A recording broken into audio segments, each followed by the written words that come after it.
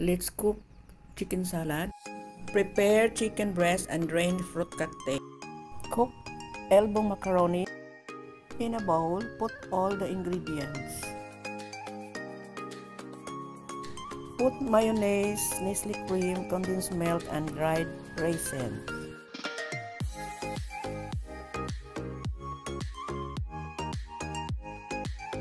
Stir well to combine. Then add shredded chicken breast and combine.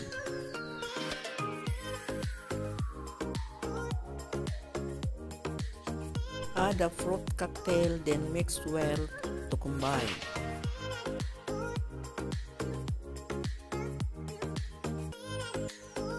And the last one is the macaroni.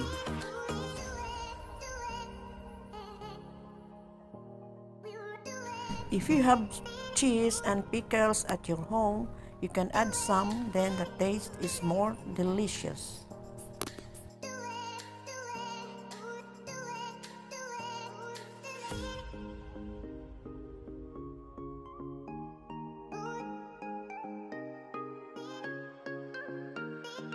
We should transfer in a Tupperware and chill before serving.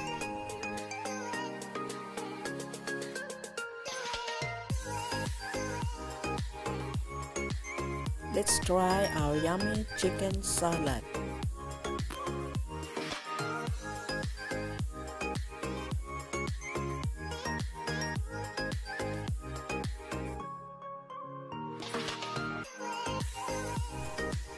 So yummy, yummy.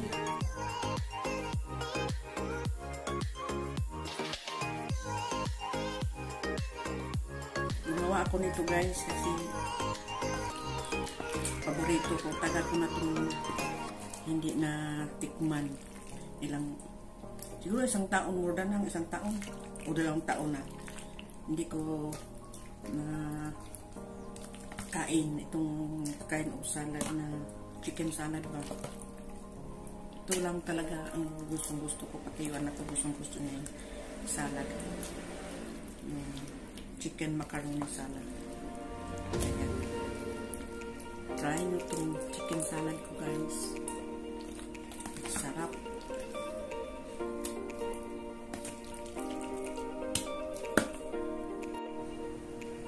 Ay. I-chill natin ito guys sa ref. Huwag i-freezer kasi maiba ang lasa niya pag i-freezer mo. Yan lang sa baba. Thanks for watching guys. Thank you for watching guys. See you in my next video.